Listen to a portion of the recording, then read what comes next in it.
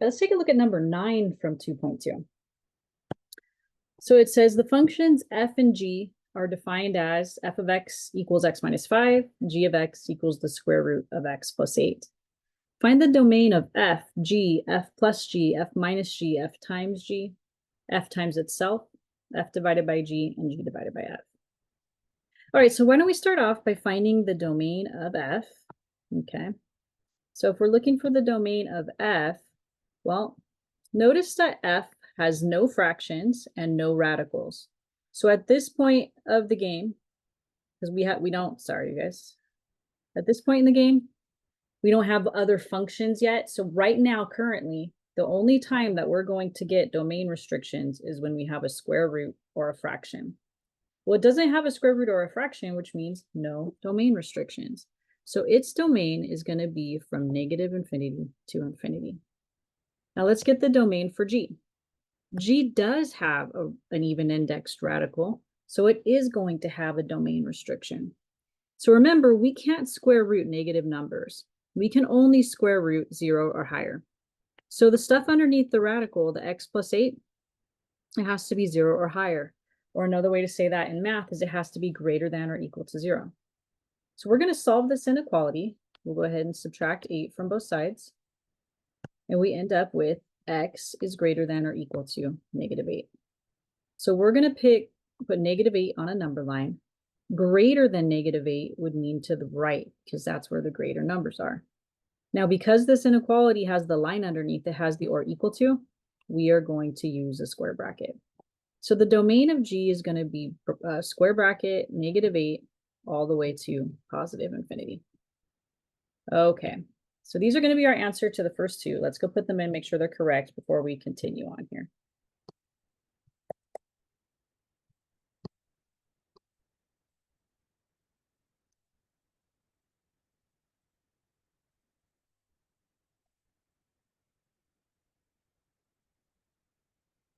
Okay, now we had a theorem in our notes that said that f plus g, f minus g, and f times g are all going to be, their domain is going to be the intersection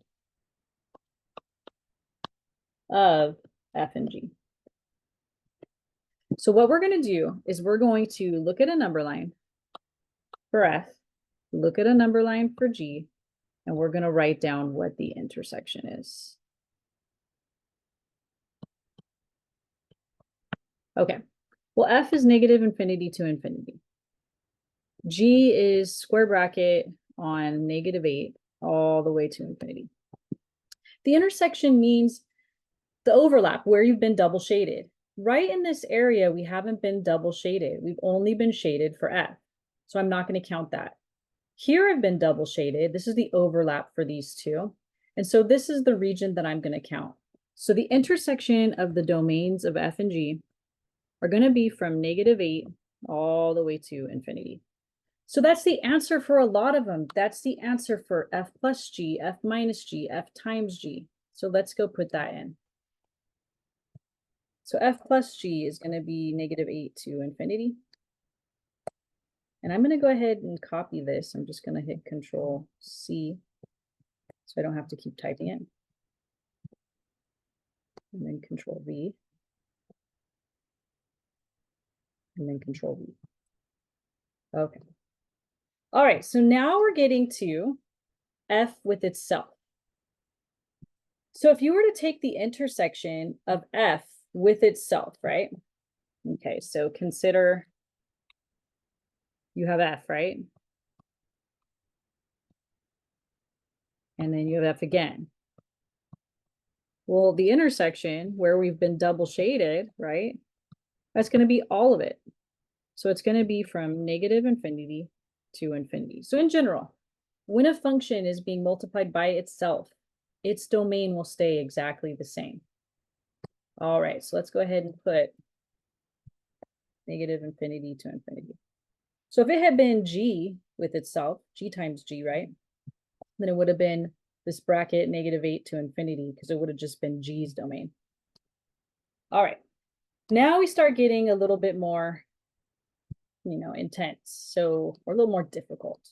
So let me go ahead and take a screenshot of the original problem again and go to the next slide so we have a little bit more space. Okay, so now it wants to know what's the domain of f divided by g and g divided by f. So why don't we start off with f divided by g? Now remember from the last slide that the intersection was from -8 all the way to infinity. That was the intersection. Okay.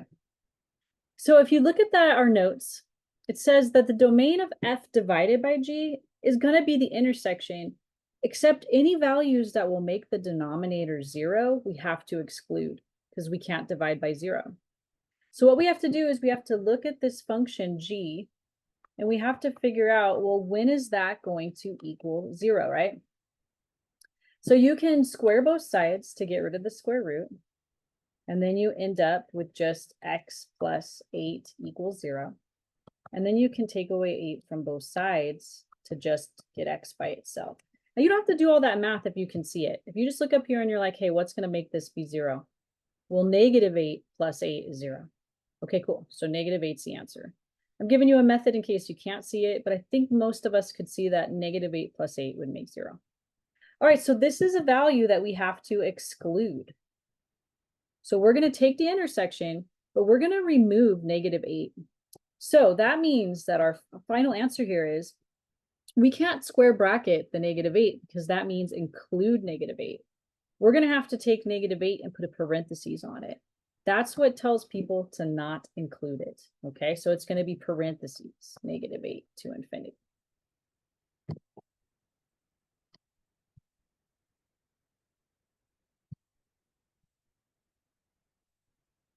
Now let's go in and do the other way around. Let's go in and do g divided by f, okay? So if we do g divided by f, okay, so remember, here's the intersection. It was -8 with the square bracket all the way to infinity, right? But now we have to look, since f's in the denominator, we have to see when f is going to be 0. So let's go and take f, which is up here at the top, it's x minus 5, okay? So we're going to take the x minus 5 and we're going to see when that equals 0, okay? So if you can just see it, when is this going to be 0? Well, obviously when x is 5, right? 5 minus 5 is 0. But you can always go through and do the math on some of these more complicated ones where it's not as obvious. So 5 has to be excluded. We have to take 5 and we have to remove it, right? So I'm going to go up here and put like a little hole in the graph. And that little hole we're going to say is 5, okay? So if we were to write this out now, it would be bracket -8 all the way to 5 with the parentheses because we can't include 5. And then on the other side, it would be 5 all the way to infinity for this one. So that's that one. And that's that one. So it's basically the same. We just removed 1 point. All right, so let's go put this in. So this is going to be bracket -8 to 5 union 5 to infinity. All right. Okay, whew, we made it past what I think is the hardest part. Let's go in and do part B. Those domains can be pretty tough. All right, so now let's go in and get the actual function values and stuff, okay? All right, so it says find f plus g of x. So let's do f plus g of x. So that means we have to take f of x and add it to g of x. Remember, the x goes with both. So f of x is given to us in the directions, and g of x is given to us in the directions. So this is going to be our answer for that one. The only difference for minus, it might not matter on this one, but so still the x goes with both. So it's f of x minus g of x. So we're going to put x minus 5. I guess it doesn't matter on this one because we don't really need parentheses right here. So that'll be the answer for the minus case. So literally the only change is the plus became a minus. And then for f times g of x, again, the x goes with both. So it's going to be f of x times g of x. So we're going to take the function x minus 5. Now I can't write it like this. If you go and you put this into Connect Math, or I'm sorry, My Math Lab, it'll mark you off. Because right here, only the 5 is multiplying by the x plus 8, right? When you use this dot. So you don't want to be using the dot, you guys. You want to use parentheses on this one. So I'm going to go ahead and put some parentheses around it to show that all of it is multiplying by that square root. All right, let's go in here and get f times itself. So again, the x goes with both. So it's f of x multiplied by itself. So we're going to take x minus 5 and we're going to multiply it by another x minus 5. I don't know if it'll let you write x minus 5 squared, so I'm just going to FOIL it out because I have a sneaking suspicion that it wants us to do that. So x times negative 5 is negative 5x. Negative 5 times x is negative 5x. And a negative times a negative is a positive. So we get x squared, negative 5x and negative 5x make negative 10x. So this is going to be our answer for f multiplied by itself. Let's take a look at f divided by g of x. Again, the x goes with both. So it's really f of x on top of g of x. So we're just going to stack them. Oh, done. It's a nice and simple problem there. It looks scary, but it's not. And then the other way around, g divided by f of x means g of x has to go on top of f of x. So we're going to put the square root of x plus 8 on top of x minus 5. So the part B isn't as bad as the part A. The part A is the stuff where I get a lot of emails where people are like, man, how do I do this? All right, so let me go ahead and put these in. So we got, for the plus, we have x minus 5 plus square root of x plus 8. Okay, then for the minus, it's the same thing, right? But just with that minus sign.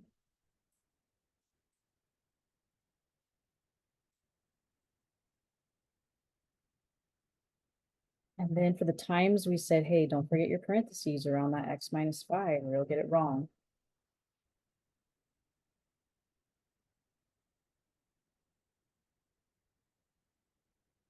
And f with itself.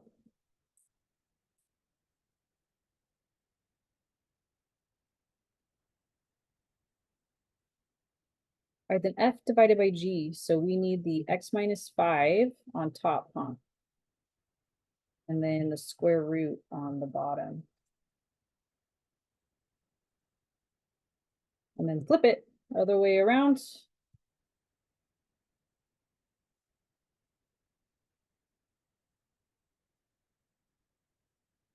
Oops. Down arrow. I guess I gotta click it. Okay, so x minus 5. Cool. And I think that takes us all the way through. Question 9. Oof, kind of an intense one. Now you see why the assignment was so short, because some of these problems are a little bit longer than usual. All right, you guys, I am going to upload 10 also. So if this is something that you're struggling with, you'll get a little bit more practice. So look for that number 10 video. Thanks for joining me and good luck on number 9.